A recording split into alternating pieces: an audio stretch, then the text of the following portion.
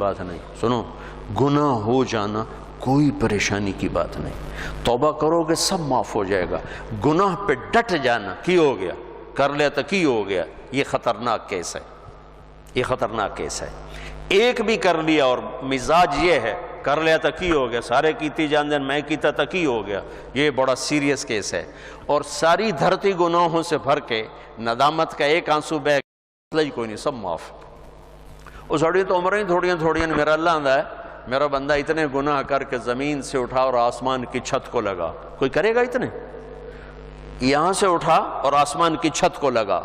میرے رب کی عزت کی قسم، سورے فرشتے کافر بن جاون، مسلم کافر ہو جاون، کافر ہو جاون، اور سارے مل کر قیامت تک گناہ کریں، یہ سورج تک نہیں جا سکتے. میرا اللہ کہہ رہا ہے تو ایک ماڈل ٹاؤن والا اتنے گناہ کر کے دھرتی سے اٹھا کر آسمان کی چھت کو لگا دے، اور پھر صرف ایک باری میں واقعی اللہ معاف کر تو میں ساری معاف کر دوں گا. ولا ابالی، اور میں نے کیوں پرواہ، ولا ابالی، میں نے کیوں پرواہ، میں کیوں نہیں معاف کرتا کہ میرے اوپر زیادتی کا اثر ہوتا ہے. لہذا میرا بیٹا بھی ہے، باپ بھی ہے، بھائی بھی ہے، میرا دل کرتا ہے میرا دل نہیں کر رہا، چونکہ میرے اوپر اثر ہے. اور اللہ کیوں جلدی معاف کرتا ہے؟ اس کے اوپر اثر ہی کوئی نہیں.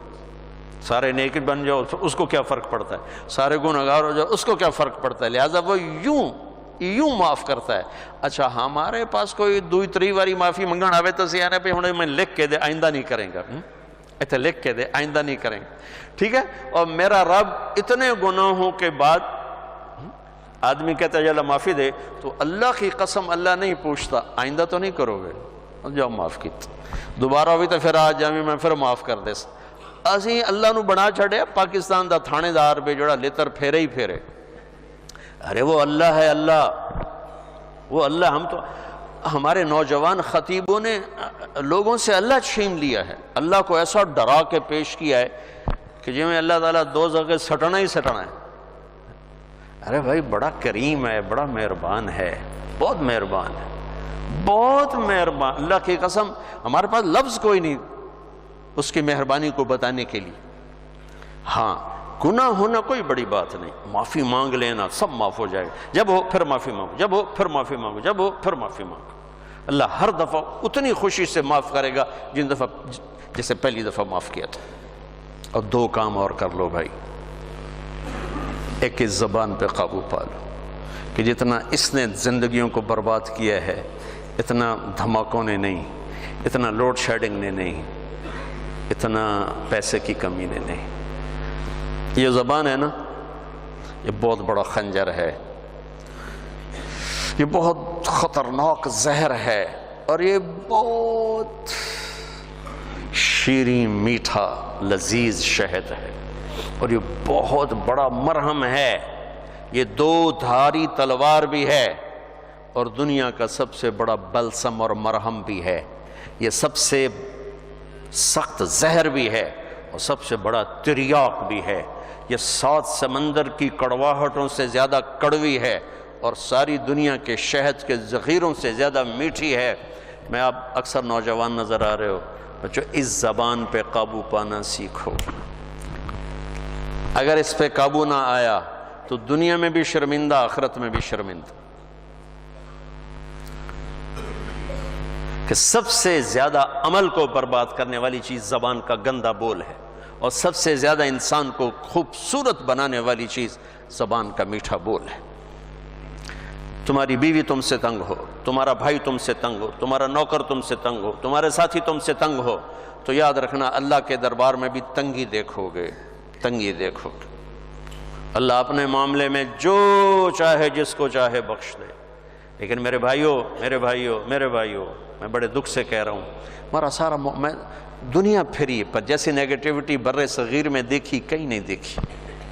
منفی نیگیٹو، بات بات پہ ہائپر،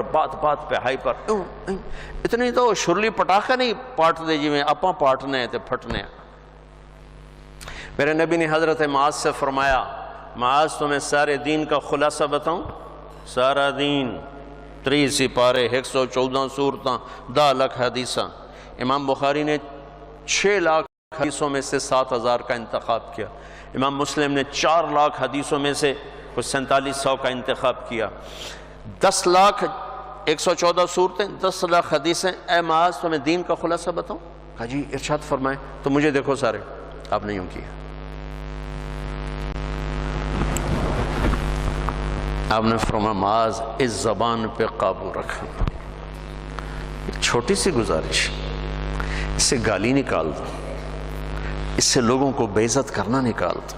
یاد رکھو دل ٹوٹ جائے تو کبھی جڑتا نہیں ہے، اللہ سے معافی مانگنا اور ہے، بندوں سے معافی مانگنا اور ہے۔ معاف کوئی کر بھی دے نا، دل کا زخم نہیں بھرتا۔